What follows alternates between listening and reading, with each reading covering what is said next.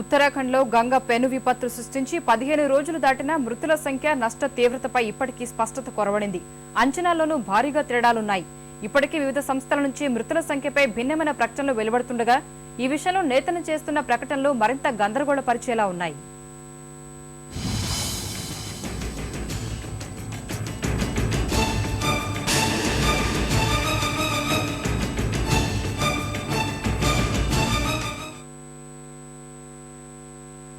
ఉత్తరాఖండ్లో ఈ నెల 16న కురిసిన కుండపోత వర్షాలు గుండెకోత మిగిల్చాయి. ఊహించని వరద ఉధృతికి వందలాది మంది చార్ధామ్ యాత్రికులు జల సమాధి అయ్యారు.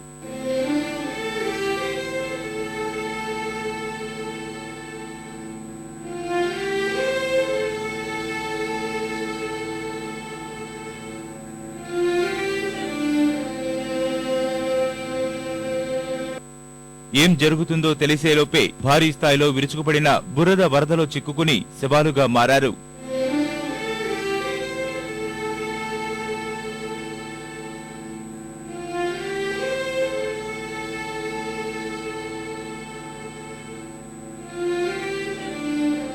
కొండకోయల్లో ఆకస్మిక వరదలు సృష్టించిన బీభత్సంలో మృతులు భారీగానే ఉంటారని అందరూ చెబుతున్నా ఈ అంశంపై ఇప్పటికీ సరైన సమాచారం కరువైంది.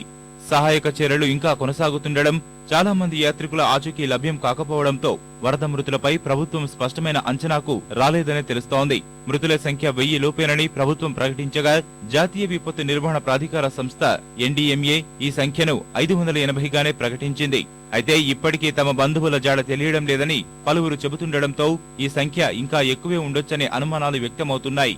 ఈ నేపథ్యంలో ఉత్తరాఖండ్ వరద విషాదంలో చనిపోయిన వారి సంఖ్య 10,000 వరకు ఉంటుందని ఆ రాష్ట్ర శాసనసభ స్పీకర్ గోవింద్ సింగ్ కుమార్ కుంజ్వాల్ వెల్లడించడంతో మృతుల అంశం చర్చనీయాంశంగా మారింది. అయితే కుంజ్వాల్ ప్రకటనపై కేంద్రం భిన్నంగా స్పందించింది.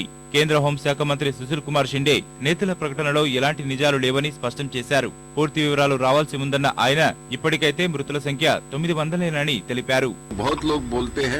मेरे पास जो इन्फॉर्मेशन है वो मैं बता। देखिए अभी तक का डेथ का आंकड़ा हमारे पास जो है वो 900 का था, लेकिन वो पूरा फिगर टैली नहीं होता है।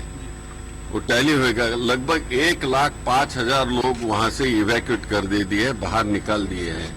ये सब होने के बाद उसमें 4 दिन लगेंगे अभी, उसके बाद एक कॉम्बिंग ऑपरेशन होगा। ఉత్తరాఖండ్ ముఖ్యమంత్రి విజయ్ బహుగుణ సైతం కుంజ్వాల్ అంచనాతో విభేదించారు.